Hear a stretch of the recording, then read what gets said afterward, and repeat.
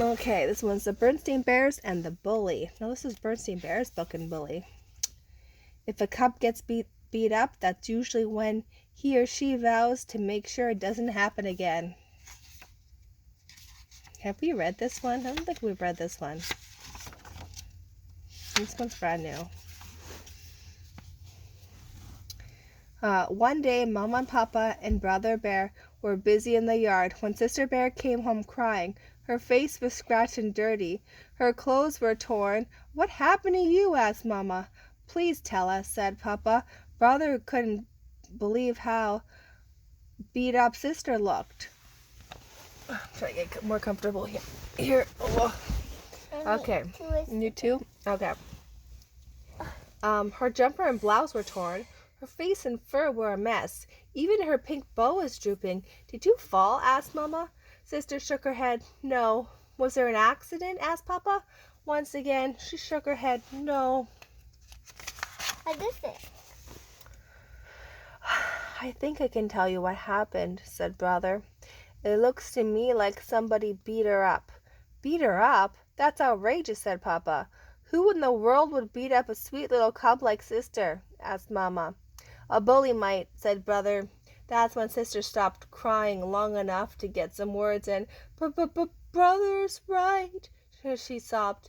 "A no good, nasty, rotten bully beat me up, and for no reason." Just the thought of it made her so angry she started to cry all over again.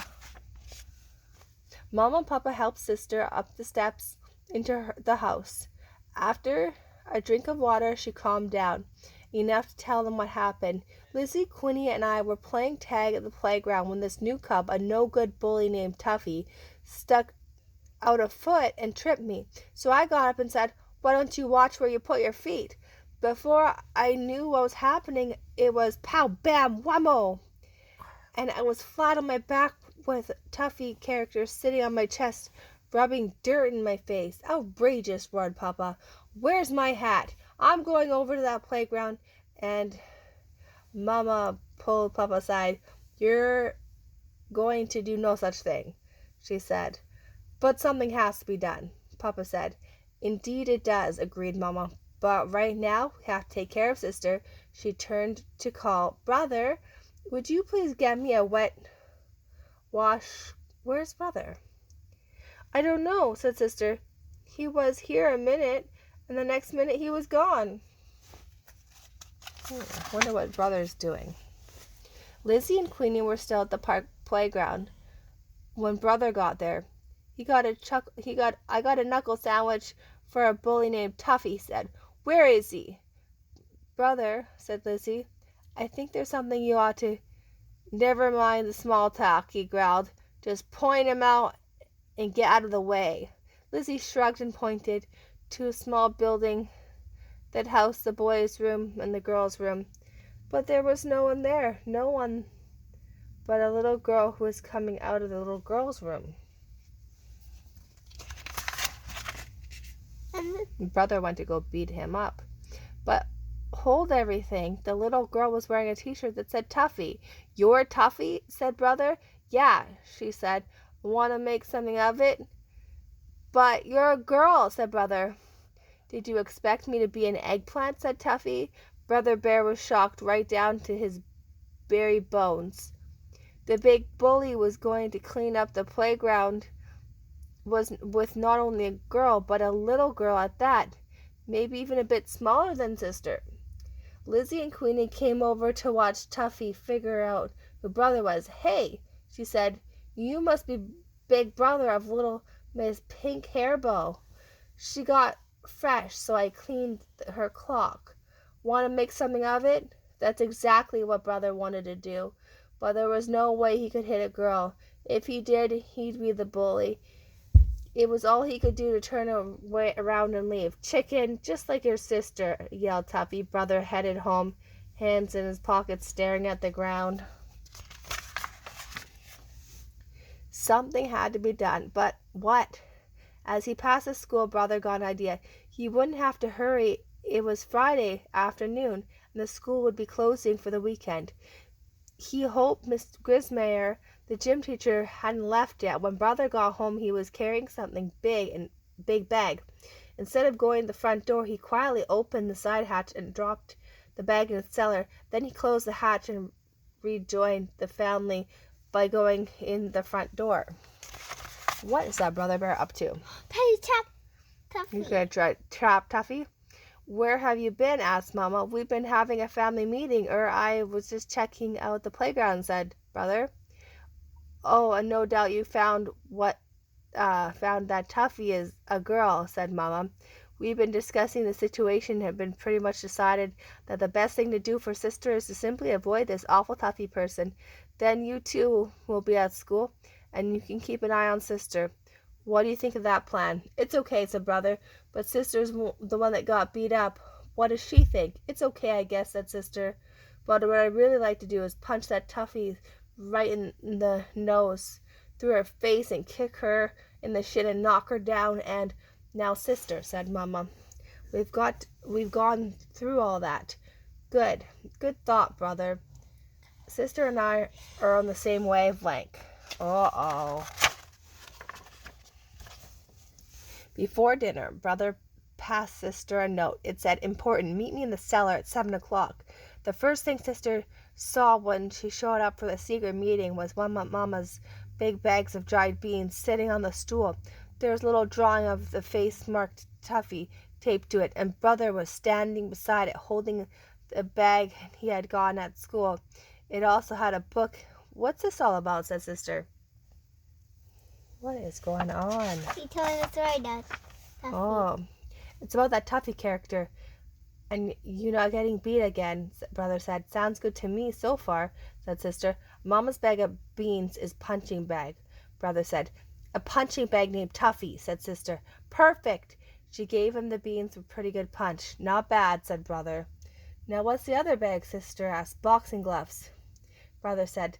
And this book called The Art of Self-Defense. Where did you get all this stuff? Asked Sister. From Mrs. Grismere. I told him I had from Mr. Grismere. I told him I had a friend who was having trouble with a bully, and we've got for the weekend. He goes back Monday morning. What are we going to wait for? Sister said. Let's get started. Sister turned out to be a pretty good student of the art self-defense. With Brother's help, she learned the left jab, the right cross, the right hook, and the right uppercut. She also learned to duck. But she punched Mama's beans dried beans silly. Uh-oh. She punched the bag of beans. Well, you learned quite a lot over the weekend, Brother said. On Monday morning, there's something very important you have to remember. You still have to avoid Tuffy.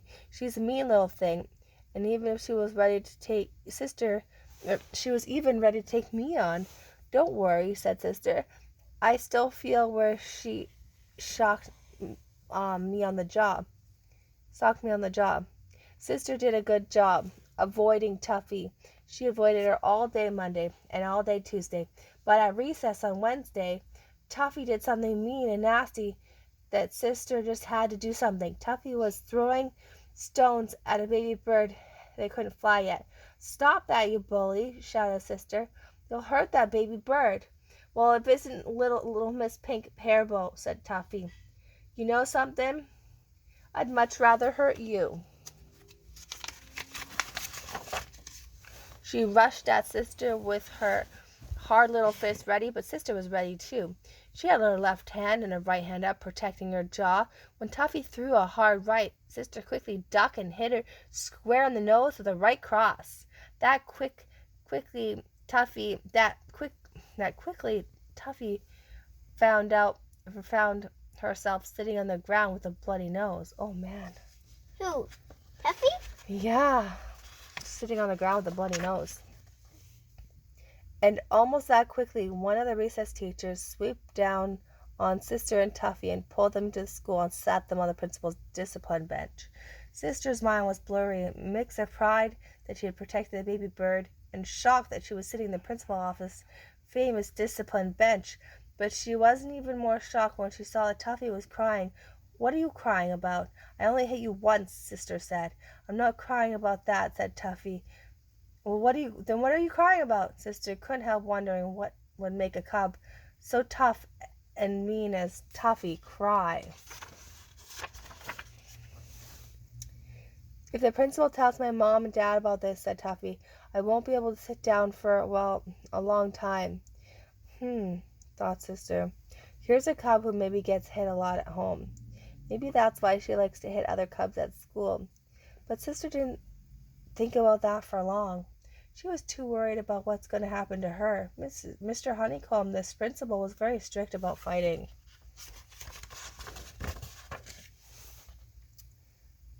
The way it turned out, one of the other recess teachers had seen the whole thing and told Mr. Honeycomb that Sister was trying to protect a baby bird, so Mr. Honeycomb let Sister off with a warning. As for Tuffy, the principal didn't call her parents, but she did lose a week of recess, and she had to visit the school psychologist twice a week for quite a while.